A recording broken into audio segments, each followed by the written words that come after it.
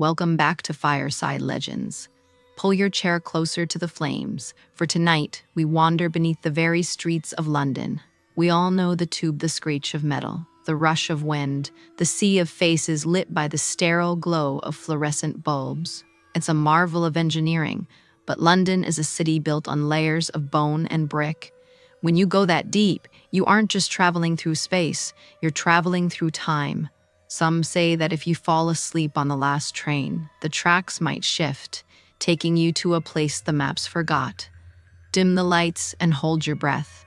Tonight's tale is the 13th floor of the tube. Sick. James worked in the kind of high-rise office that made the world feel small and fragile. By the time he descended into the bowels of the Northern Line, his mind was a frayed wire. It was 12:14 a.m. The platform Angel Station was desolate, the air heavy with the smell of ozone and old dust. When the train finally rattled out of the dark, it looked tired, its red and white paint chipped, its windows smeared with the ghosts of 1,000 oily palms. He slumped into a corner seat. The rhythmic thrum-thrum of the wheels against the joints in the rail acted like a metronome for his exhaustion. His chin hit his chest. The last thing he saw was the blue and white sign for Old Street flashing past. He woke to a silence so absolute it felt like a physical weight pressing against his eardrums. The train wasn't moving. The lights inside the carriage were dim, flickering with a sickly amber hue that didn't belong in the 21st century. James wiped the fog from his window and peered out. The station wasn't Old Street. It wasn't Moorgate. The sign on the tiled wall, written in a jagged, hand-painted script, read, "St. Jude's Under." James stepped onto the platform. The air was different. Here it tasted of coal smoke, wet wool, and the metallic tang of dried blood. The station was a relic of the 1940s. Tattered posters for Bovril and war bonds clung to the walls like dead skin. There were no digital displays, no escalators. Only a steep, narrow staircase that disappeared into a throat of shadow. Then he saw them. They were huddled along the walls, sitting on crates and tattered blankets, hundreds of them. Men in flat caps and worn trench coats, women with headscarves and sensible shoes, children with dirt-smudged faces clutching wooden toys. They weren't moving. They were staring toward the tunnel James had just emerged from. "Excuse me?" James's voice sounded thin, robbed of its resonance by the heavy air. "Is there a delay? I think I've missed my stop." A man stood up. He wore a black tin hat with a white W painted on the front, an air raid warden. His face looked like a piece of parchment that had been crumpled and smoothed out too many times. His eyes were hollowed-out pits of exhaustion. "Quiet, lad," the warden hissed, placing a heavy, sand-gritty hand on James's shoulder. "Do you want the Jerry to hear us? The birds are in the sky." James blinked. "Jerry? The war ended 80 years ago. I just need to get back to the surface." A ripple of movement went through the crowd. "Surface?" a woman whispered, her voice a dry rustle. "There is no surface. Only the fire. Only the whistling." The warden's grip tightened. He looked James up and down, his gaze snagging on James's bright synthetic puffer jacket and the glowing screen of his iPhone, which James had instinctively pulled out. "What is this?" the warden demanded, pointing at the phone. "This light. This glass brick. It's a signaling device. You're a spotter." A paratrooper dropped in to mark the tunnel. "No, it's a phone. It's 2024, James cried. But as he looked at the screen, the clock wasn't ticking.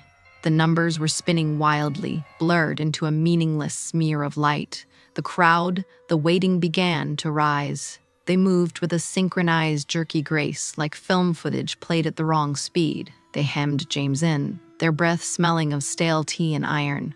Their faces were gray, as if the very color had been leached out of them by decades of darkness. "He's a spy," a voice croaked from the back. "He's come to take our air. He's come to tell them where we hide." "I'm not a spy," James shouted, backing toward the stairs. "I'm just a commuter. Just let me go up." "Nobody goes up," the warden roared, pulling a heavy whistle from his pocket. "Not until the all clear." We wait for the siren. That is the law of the deep. Then play it, James screamed. If that's what it takes, play the damn siren. The warden's expression shifted from anger to a terrible, soul-deep grief. He pointed toward the far end of the platform. There, mounted on a rusted iron pillar, was a mechanical siren the kind, with a hand crank and a wide, flared horn. But it wasn't just metal anymore. A human skeleton was fused into the mechanism, the bones of its arms serving as the crank, its skull forced into the throat of the horn. "The siren is broken," the warden whispered. "The singer's throat is dry. And until it speaks, we wait. We have waited through the blitz, through the fires, through the long, cold silence of the earth. We are the protectors of the deep, and you are a disruption." The waiting closed in. Cold, dusty fingers clawed at James's jacket. They weren't trying to kill him. They were trying to integrate him. They wanted to strip off his spy clothes and wrap him in their gray wool.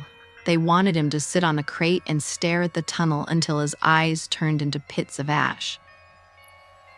James broke into a sprint.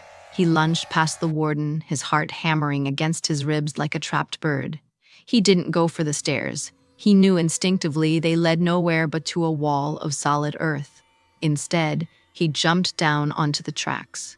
The rails were cold, but they vibrated with a low, subharmonic hum.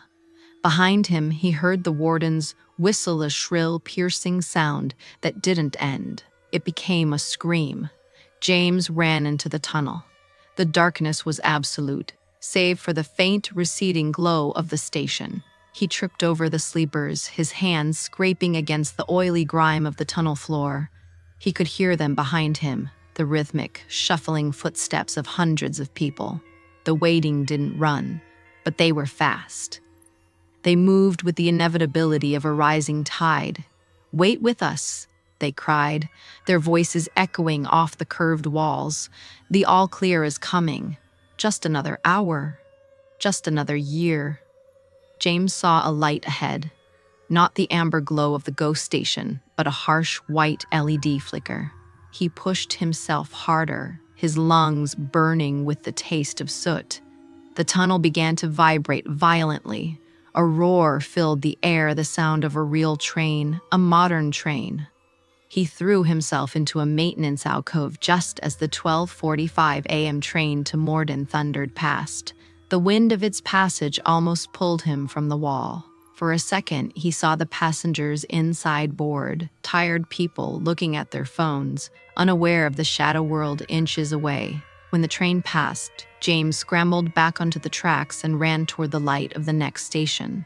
He collapsed onto the platform of Old Street, sobbing, his puffer jacket torn and his hands covered in a gray, ash-like dust that wouldn't wash off. He looked back into the tunnel. There was nothing but the darkness and the distant, cooling hum of the rails. Topper. James never took the tube again. He moved to the outskirts of the city where he could commute by bike, staying under the open sky. But his life was never quite the same. The dust he had brought back from St. Lesson, Jude's under had a way of lingering. No matter how much he cleaned, a fine layer of gray ash would settle on his furniture every morning. And then there were the sounds. Every time a plane flew overhead or a car backfired, James would freeze. He wasn't hearing the noise of the modern world. He was listening for something else. He knew that somewhere, miles beneath the feet of millions of Londoners, the warden was still checking his watch. The waiting were still sitting on their crates, their hollow eyes fixed on the dark, waiting for a promise that had been forgotten by the world above. The most terrifying part wasn't the memory of the ghosts. It was the fact that his iPhone, the spy device, still sat on his nightstand. It didn't work. The screen was shattered and the battery, dead but sometimes, in the dead of night, the speaker would crackle. Out of the silence, a low, mechanical moan would emerge, the sound of a rusted siren trying to find its voice. And James knew that one day, the siren would finally succeed. The all clear would sound, and the waiting would finally come up to see what had happened to their city. Thank you for listening to tonight's legend here at Fireside Legends. London is a city of ghosts, and the next time you're sitting on a late night train watching your reflection in the glass, just remember the tracks go deeper than the map says. If the train stops where it shouldn't, stay in your seat. Don't look at the posters. And whatever you do, don't listen for the siren. If you enjoyed this journey into the deep, hit that like button and subscribe to join our circle around the fire. Until next time, keep your eyes on the exit and your heart away from the dark. Good night.